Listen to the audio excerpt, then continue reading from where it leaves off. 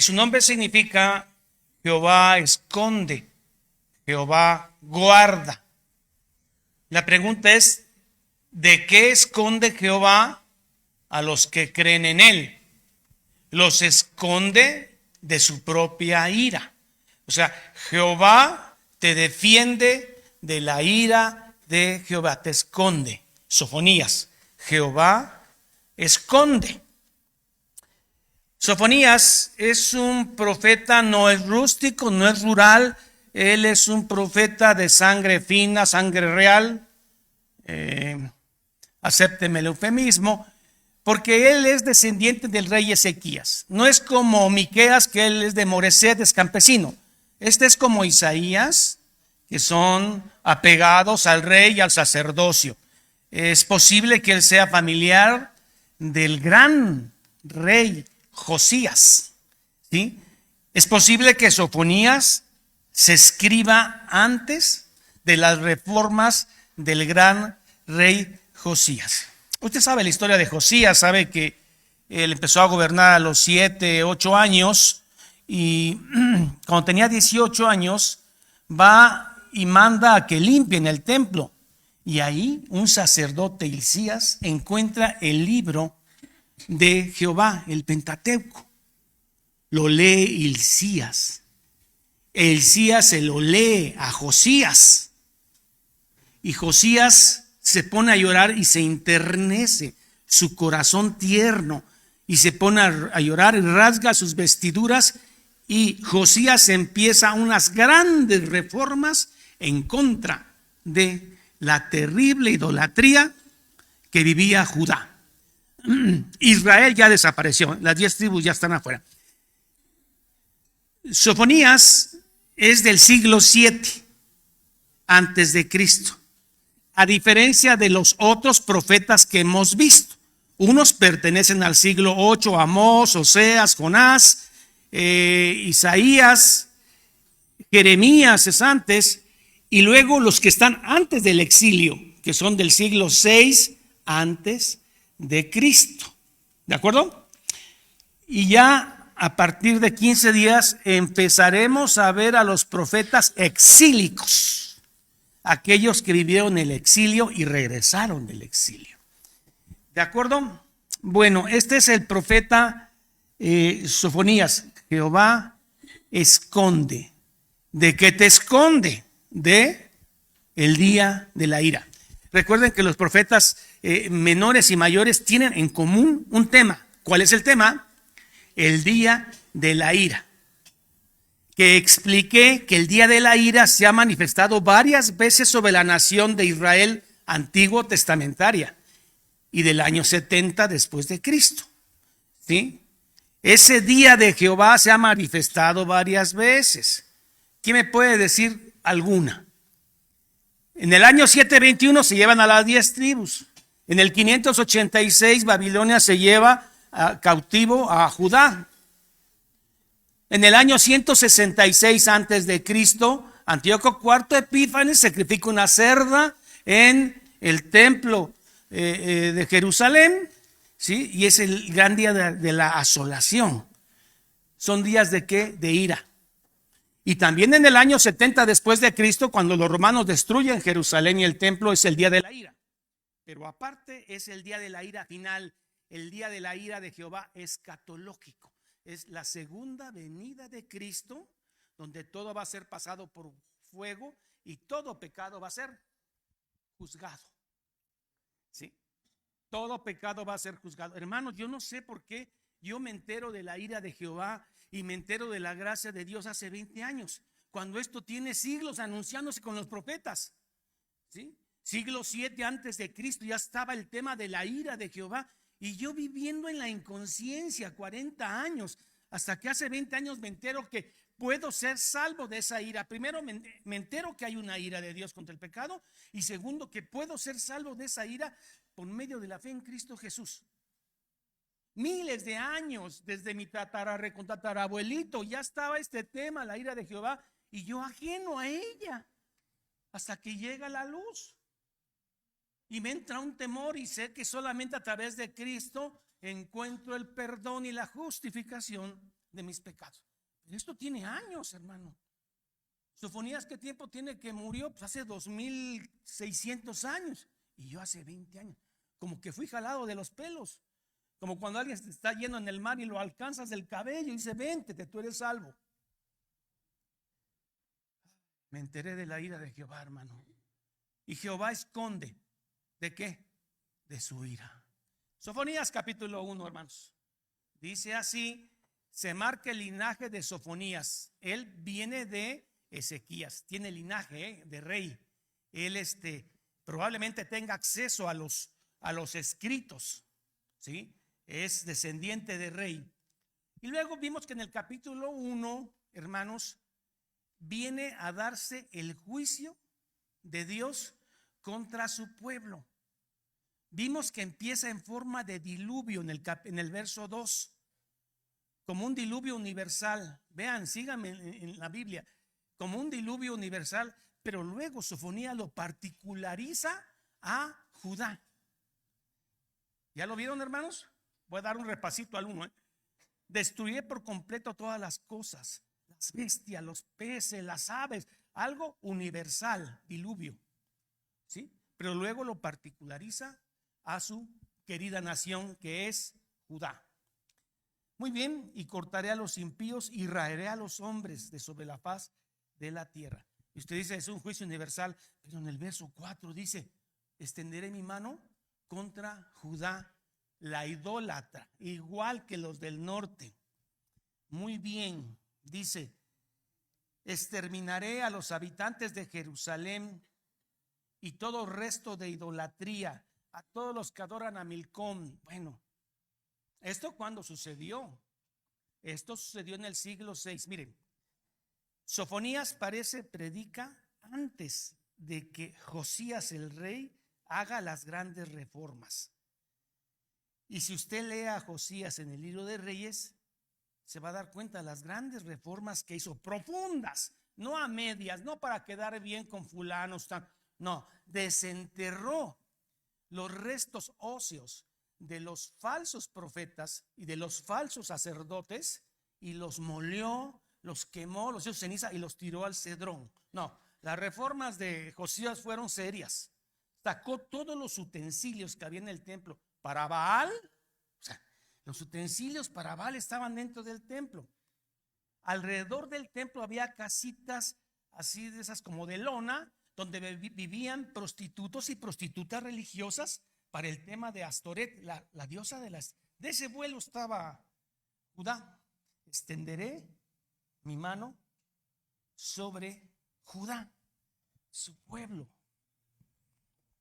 A veces yo veo a través del tiempo cómo Dios, airado contra su pueblo, se va y lo destruye en la ira de Jehová, en el día de la ira. Pero a veces me imagino el rostro del Señor con esa ira santa en contra de su pueblo y de las naciones. Pero de pronto su rostro cambia y se endulza. Y se ve un rostro maravilloso, lleno de dulzura, porque acaba de ver a su remanente. Acaba de ver a los que realmente son suyos. Y ese rostro de ira se endulza, se aplaca por un tiempo. Hasta el día de la ira final, donde todos pagarán por su pecado, excepto a todos aquellos que confiaron en Cristo y su pecado fue cobrado en la cruz. Los que están limpios por el justo. La muerte del justo por los injustos. Entonces vea el rostro, la ira de Dios con que se va a desatar, pero dentro de ellos hay una dulzura para el pequeño remanente de todos los tiempos, hermano. Bien, Sofonías, Jehová esconde. Entonces también les platiqué que en el capítulo 1 hay una gran comilona, una gran comida. ¿Sí? ¿Quiénes son los invitados? Todas las naciones paganas del mundo. ¿Quién es el que se va a sacrificar? Su pueblo. ¿Ya lo vieron? Se los platiqué el domingo pasado. También viene en Apocalipsis 19:17, ¿sí? que llamará a todas las naciones como aves a destruir. ¿A quién va a destruir? A su nación, Israel, no a su remanente, porque ese es el Israel espiritual.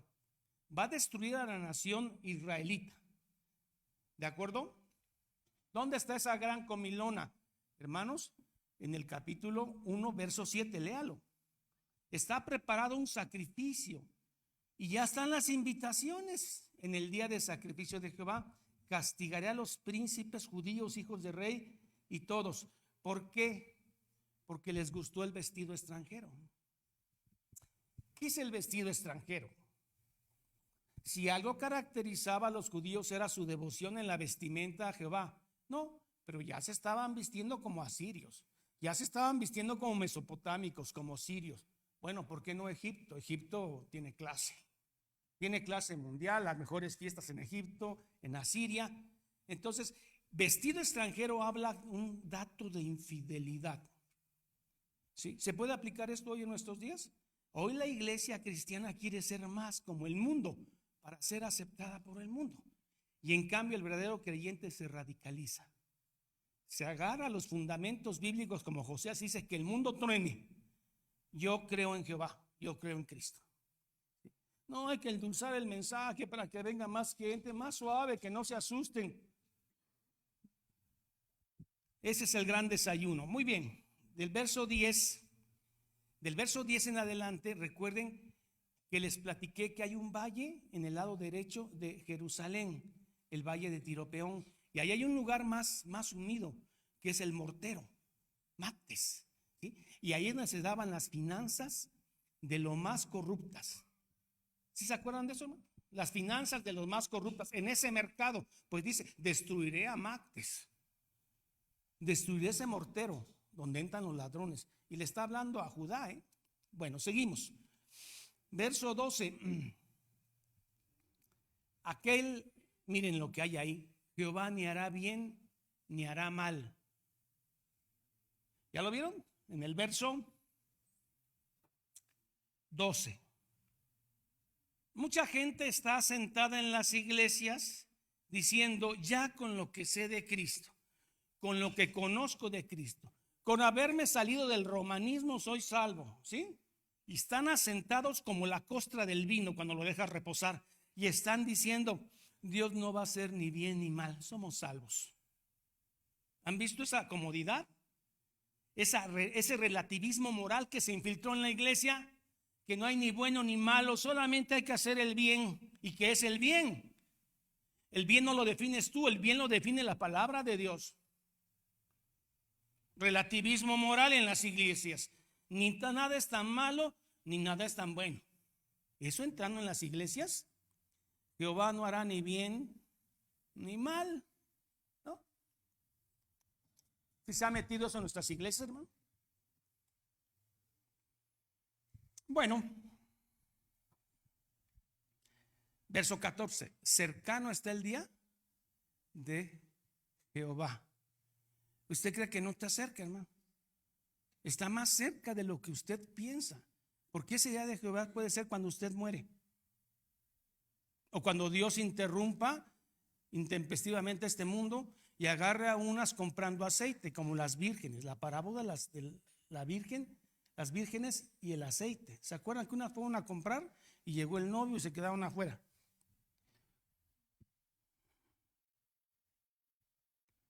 Pero suaviza el mensaje, pastor. El tema de la ira no es un tema para tratarlo ahorita. La gente está queriendo solo amor, amor y amor. Dios es amor, pero es justicia, es ira, es santidad, dolor contra el pecado. Entonces dice: cercano está el día de Jehová, y el que no es creyente va a escuchar la voz de Dios amarga la voz de Dios que dice: apartaos de mí, no os conozco. Señor, en tu nombre fuimos a la iglesia, en su nombre hicimos esto y llevamos. No os conozco, hacedores de maldad. Tuve hambre, tuve sed. ¿Cuándo? Nunca te vimos así.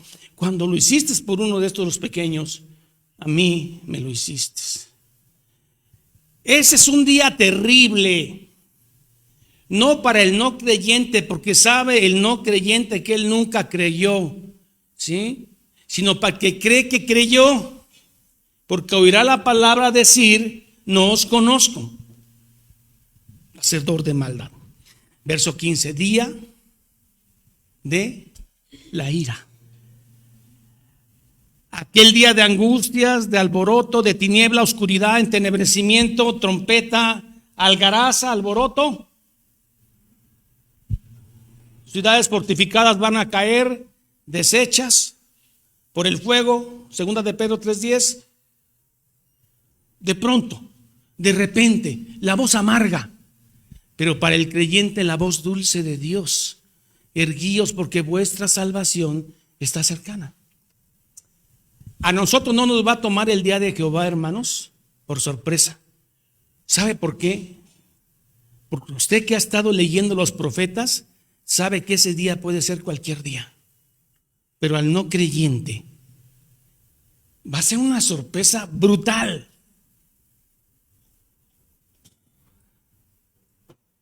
Verso 15, día de la ira, el día de alboroto.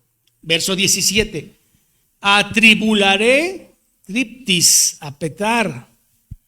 Atribularé a los hombres, andarán como ciegos. ¿Qué más? Van a ser destruidos, hermanos, y su carne va a ser como estiércol. ¿Sí sabe qué es eso? Eso va a ser su carne en ese día. Orgullosos hombres, reyes de este mundo, su carne va a ser como estiércol. Y esto lo dijeron hace 2500 años. Yo vengo a enterar hace 20 años. Jalado de los pelos, yéndose del grupo que se va a perder y es tomado por los cabellos.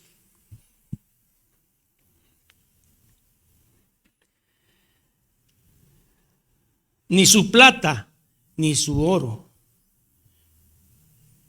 Pero es que no saben la cantidad que tienen algunas gentes. Ni su plata, ni su oro. No hablo de ricos promedio, hablo de los ricos que mandan en este mundo. Ni su plata ni su oro podrá librarlos, pues toda la tierra será consumida por el fuego, por el celo de Dios.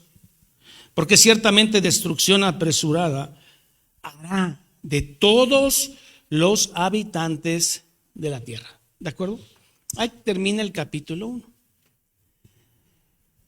Y realmente este capítulo 1 debería terminar o debe terminar en el capítulo 2, verso 3. ¿Por qué? Porque en el verso 2, del 1 al 3, Dios está diciendo lo de siempre.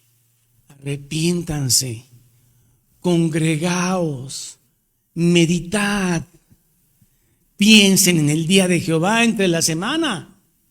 Piensen en el día de la ira.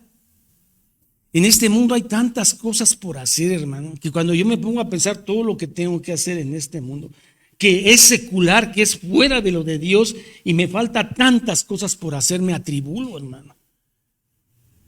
Y entonces vuelvo a la escritura. Insisto que esto es lo urgente, lo importante.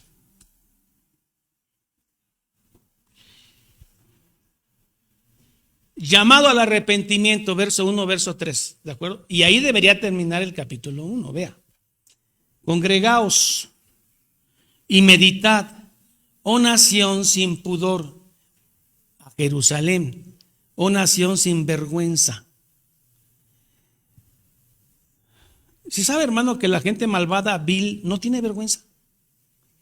No tiene vergüenza de matar, no tiene pudor, no tiene vergüenza de la desnudez, no tiene vergüenza nada. ¿Sí? Están cauterizadas sus conciencias. Y así estaba Jerusalén, Judá. Aquel pueblo que fue sacado de Egipto. Ahora era idólatra y no tenía vergüenza de tener prostitutas y prostitutos en el templo. De tener un poste, el poste de acera, el poste de la fertilidad. De tener instrumentos baálicos dentro del templo. Tenían cauterizada la conciencia. El perverso así es. De hecho, hay un término filisteísmo que viene de filisteos. El filisteísmo es ver las cosas para qué te pueden servir para tu propósito. O sea, no valora las cosas por lo que son. Hay gente que no te valora por lo que eres, sino qué le puede servir para sus propósitos. Filisteísmo. Y vamos a entender a los filisteos. Entonces, hermanos, ¿qué está diciendo Dios a su pueblo en el verso 1 al 3 del capítulo 2? Congregaos, meditar antes de que tenga efecto el decreto. ¿Qué es el decreto? Lo que Dios dijo, y lo que Dios dijo se va a cumplir. Tú no puedes decretar, hermano, te voy a decir por qué. Porque tú no puedes hacer realidad tu logos. Dios sí, porque Dios cuando decreta hace realidades. Todo fue hecho por la palabra, por el logo, por el decreto de Dios. Pero tú no tienes ese poder. No seas infame. Arrepentíos por esas cosas. El único que puede decretar es Dios. Y Él dice, arrepiéntase antes que llegue el decreto que vendrá como el tamo, un día rápido. Arrepiéntanse. Que venga sobre el furor de Jehová, que el día de la ira de Jehová venga sobre vosotros. Y dice, hermanos, buscad a Jehová. Buscad a Jehová, ¿de qué forma? Tapeinos. ¿Qué es tapeinos? Humilde. ¿Qué significa tapeinos? A nivel de piso, a nivel de alfombra. No abajo de, a nivel de tierra. Y desde ahí, hermano, levanta tus ojos y mira la santidad de Jehová. La perfección, la belleza, la omnisciencia, la bondad infinita de mandar a su Hijo. Desde ahí, desde el piso, observa, porque el que se exalta, Dios lo humillará, y el que se humilla, tapeinos, Dios lo va a exaltar. Tapeinos, humildes. Arrepentidos, buscad a Jehová de manera humilde. No, yo aquí vengo para decir que Dios va a hacer esto por mí. Y decreto que va a hacer esto, ¿sí? Y no le pido, le exijo, porque soy hijo de Dios. Blasfemo. Gran blasfemo. Algún día sacarán tus huesos y los van a moler. Y te van a dar un cuerpo capacitado para recibir sufrimiento eterno. Un cuerpo que sea capaz de recibir sufrimiento eterno, no este. Nuevo cuerpo para perdición. Tapeinos, hermano, humilde.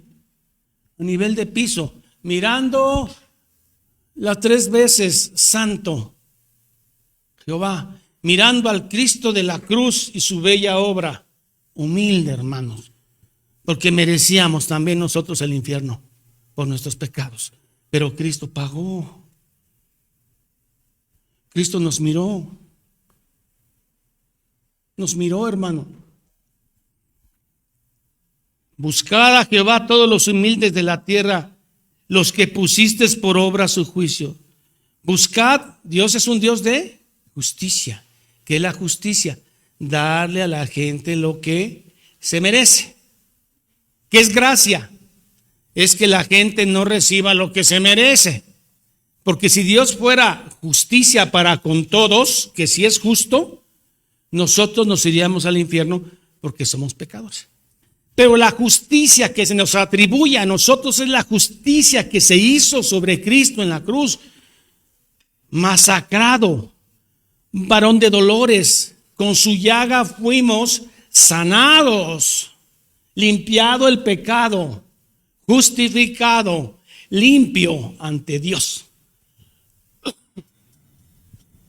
No por obras para que nadie se gloríe, sino por un don que Dios da, la fe. Fe preciosa, hermano. Fe que es regalo. Una vez salvífica. Qué maravilla. En el día de Jehová nos espera un día maravilloso. Usted no verá la ira, hermano. Usted verá el amor de Dios. Verá ese rostro dulce. Así como tiene una ira, un rostro de ira justa contra el pecado, también hay un rostro dulcísimo que usted verá. Por lo que Cristo hizo en la cruz, no por obras. ¿Lo cree? Hermano, esto es para brincar de alegría. En medio de las aflicciones que tenemos es para brincar de alegría. Por eso es el gozo. Por eso Pablo cantaba aún estando preso y sujeto al cepo, porque sabía dónde estaba su nación eterna. Eso es por fe. Bueno, dice, buscad mansedumbre, ya vimos justicia. Mansedumbre. Mansedumbre, si sabe qué quiere decir, es poder bajo control. Cuando alguien tiene el poder de destruir a alguien y no lo hace. ¿Por qué? Porque es manso.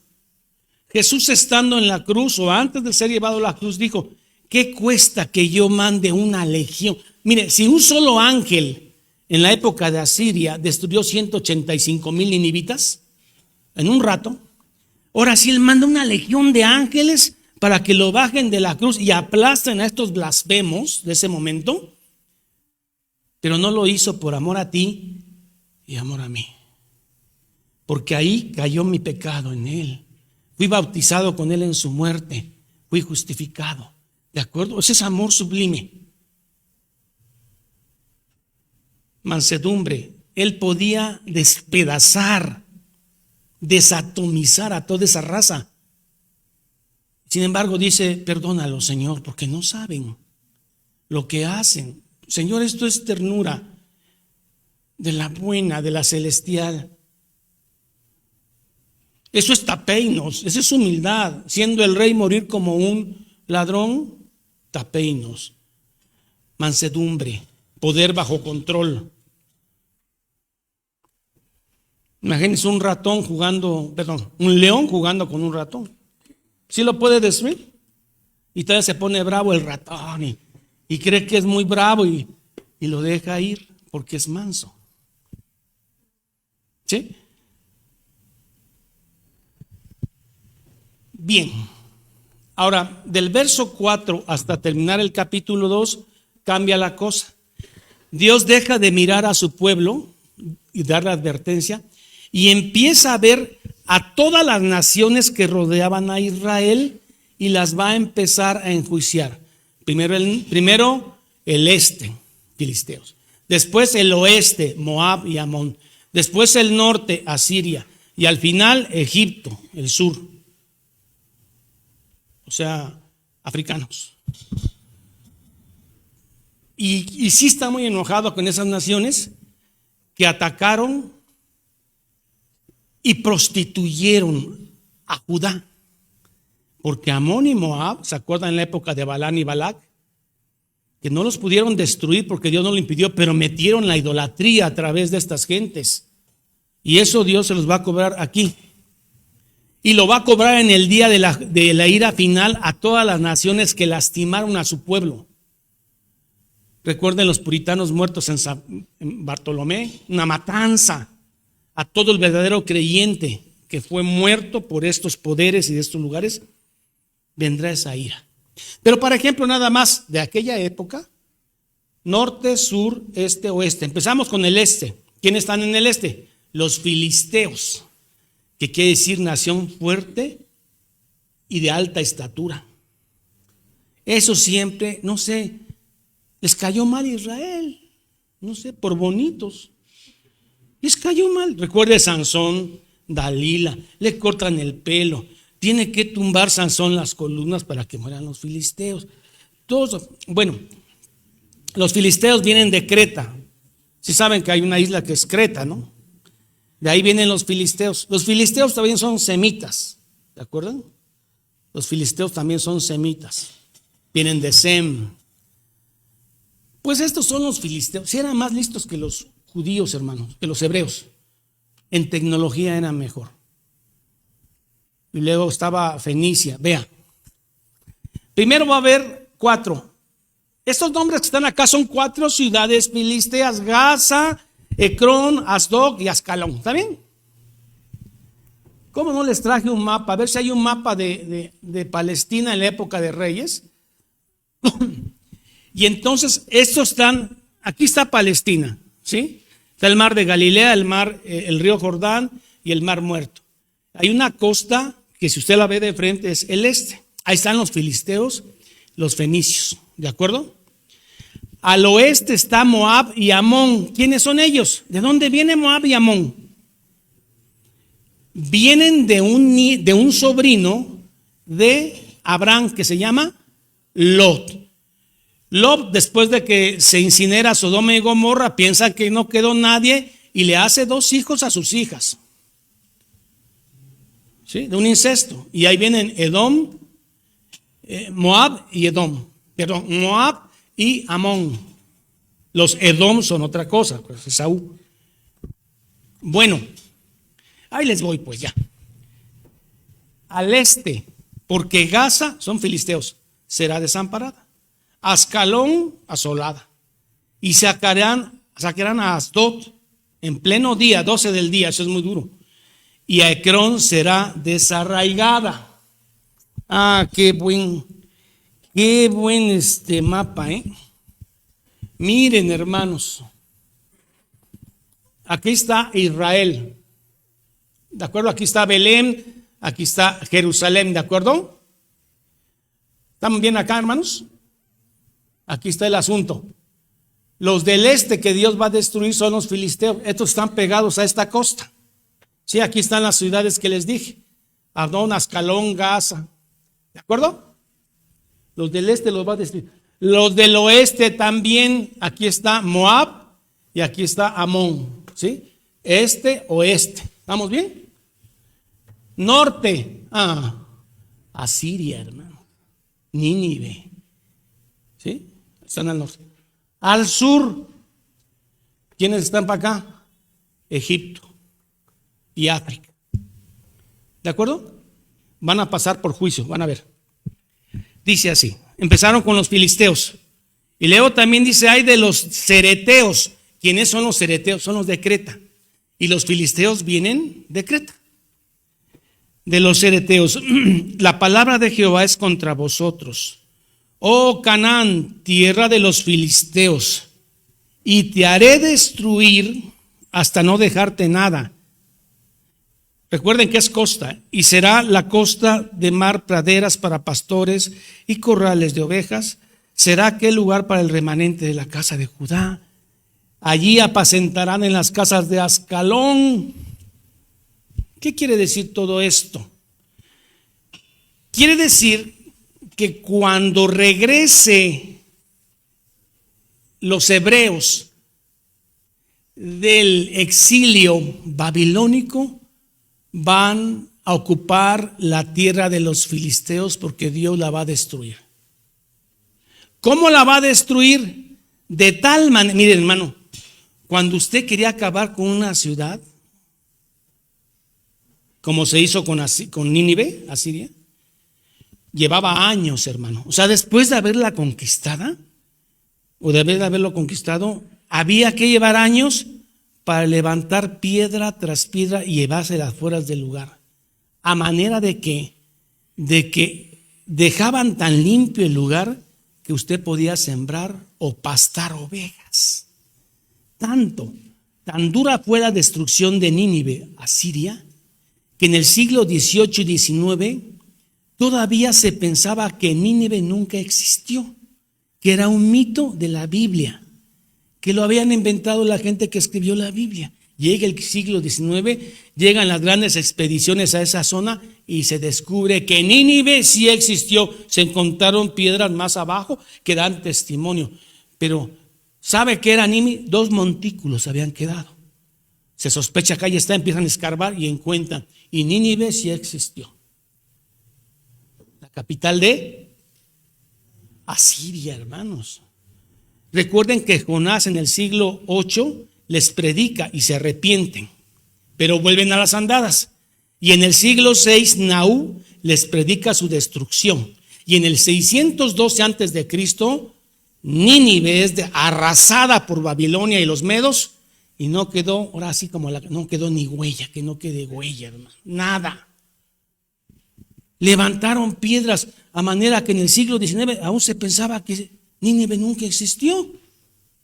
¿Sí se dan cuenta de la destrucción? Usted podía meter el tractor allá, no hay problema. Bueno, ya se destruyó el este, que son los filisteos. Ahora vamos al oeste. Ahí están, ¿quiénes? Los hijos de Lot con sus hijas, Moab y Amón. Estos son los que metieron ídolos, porque mira, Milcón es un ídolo de Moab.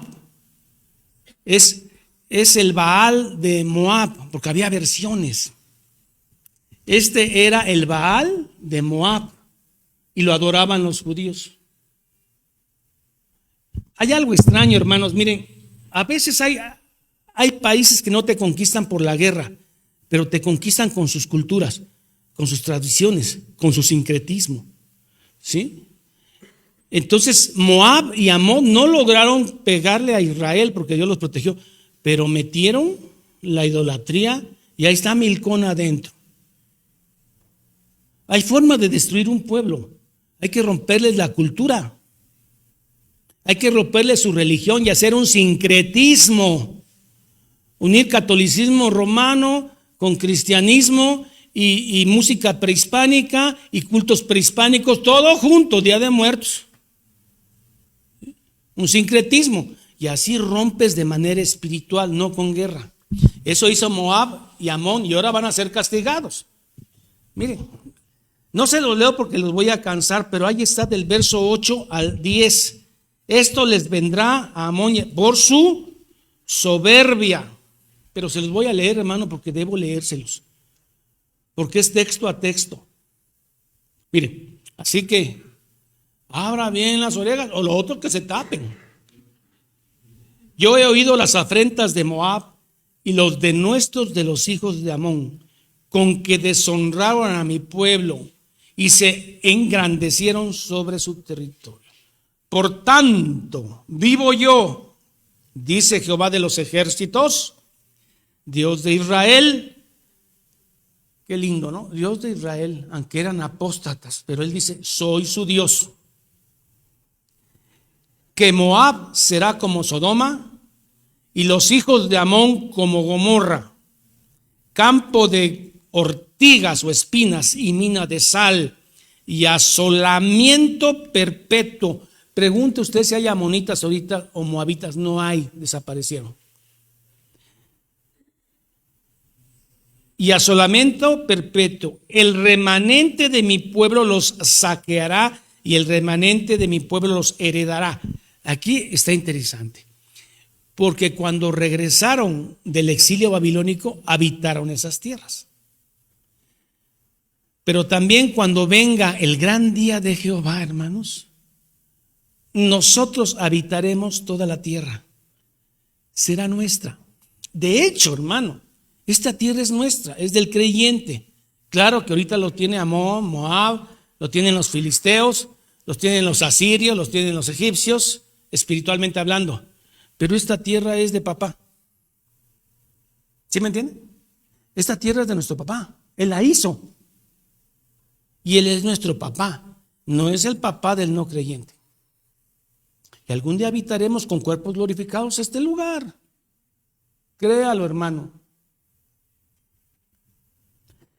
Esto les vendrá por su soberbia, porque afrentaron y se engrandecieron contra el pueblo de Jehová de los ejércitos.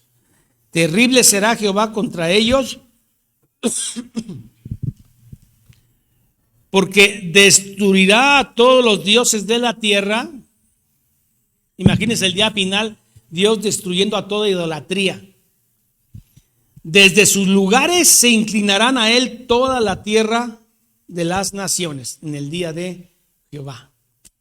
Y reinaremos. Y se manifestará lo que realmente somos. La tierra gime porque se manifieste la redención de los hijos de Dios y todo sea restaurado al plan original. Y ahí estaremos, por la gracia de Dios.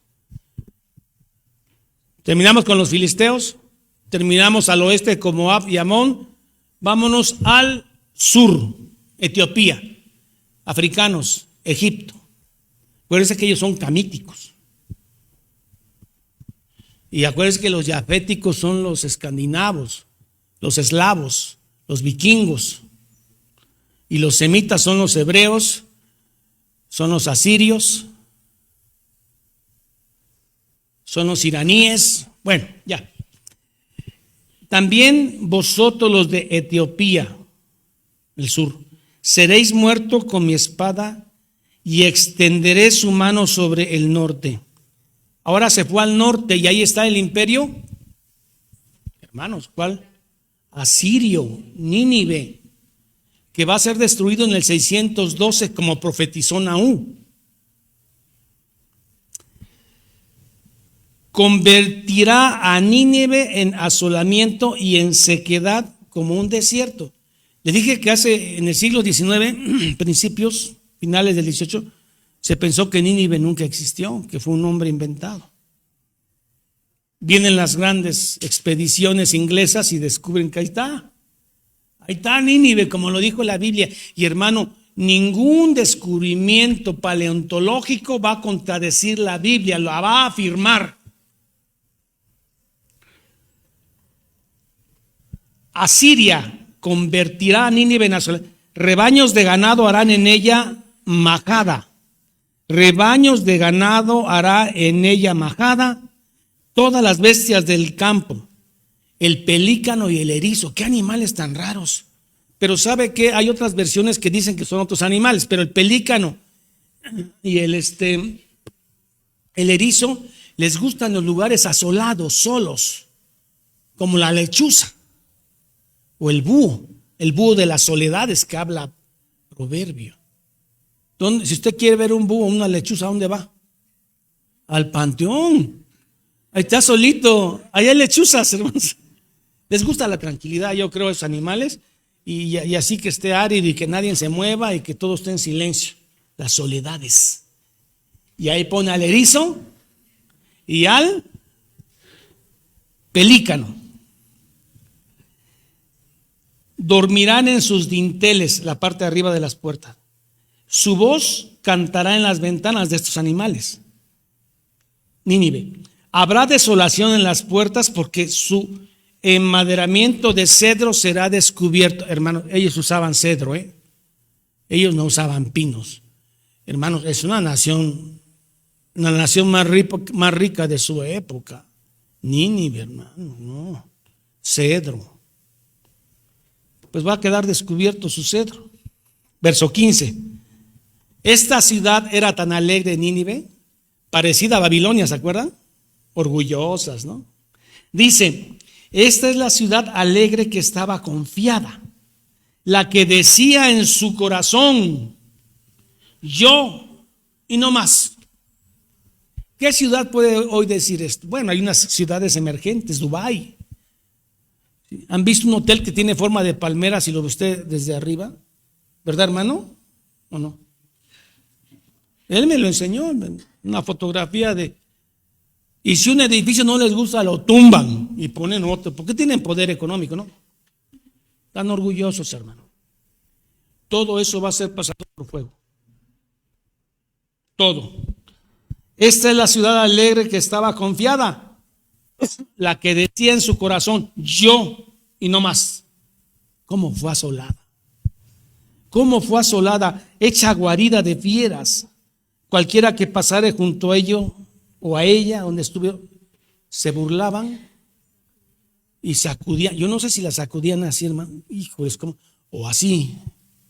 No quedó nada de ustedes después de que nos invadieron. Puede ser de cualquier manera. Sacudían la mano y lamentaban porque no quedó nada.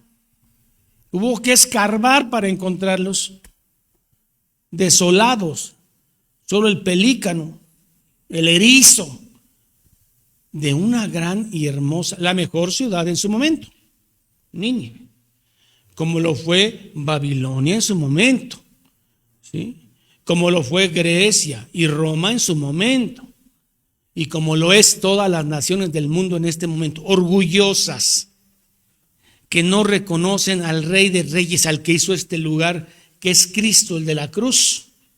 Para ellos es un mito hebreo, una mezcla entre neoplatonismo, ideas de Platón, y se fueron mezclando todas y lo hacen un libro engañoso. Eso es para este mundo, para estas naciones, Cristo. O sea, Cristo es demasiado humilde para ellos. Las naciones son tan ricas ahora, las naciones ricas, que Cristo es demasiado humilde. Tapeinos. Hermano, los griegos no conocían bien la palabra tapeinos, porque los griegos estaban en contra de toda humildad. No tenían una cosmovisión que es ser humilde. Cuerpos hermosos, fuertes, inteligentes, filósofos. Y tapeinos en una cruz es ofensivo para ellos y para hoy, el mundo de las civilizaciones, de las luces, de la inteligencia artificial. Cristo es muy humilde. Es muy pequeño para ellos, para creer en Él. Pero para nosotros, hermano, es todo. Es la cruz, es su sangre, es su corona, es su belleza, es su rostro dulce cuando vea su remanente. No es el rostro de la ira que veremos. Veremos una dulzura en Él cuando nos vea. ¿Sí? ¿Está contento, hermano? ¿Sí lo cree? Sea feliz mientras dura el sufrimiento en la tierra, hermano. Sea feliz mientras este tiempo de sufrimiento que tenemos en la tierra dura. Sea feliz porque la felicidad verdadera ya viene en Cristo Jesús. Que el Señor los bendiga. Pónganse de pie.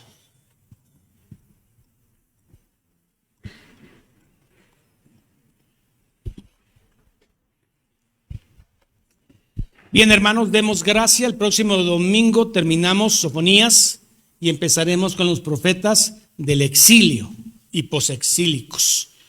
Hemos terminado Sofonías, terminamos todos los profetas preexílicos. Han sido como 8. Que el Señor nos ayude para que Él nos siga hablando a través de esos profetas. Ese mensaje de más de 2500 años que apenas nos está cayendo a nosotros. ¿Todo por qué? Porque este libro estaba olvidado en nuestras vidas, tantos años. Fue descubierto como Josías y nuestro corazón se llenó de ternura y se estremeció y rasgamos nuestro corazón porque creemos en este libro. El Logos es un libro vivo. Que el Señor nos ayude. Padre, en el nombre de Jesús, Señor. Ten paciencia con nosotros, Señor. Persevera en nosotros hasta el fin, Señor. Derrama tu gracia en cada corazón.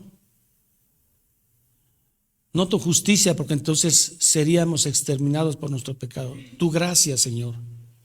Porque si no es por gracia, no te veremos. Ayúdanos, Señor, a permanecer en la fe. Ayúdanos, Señor, a continuar creyendo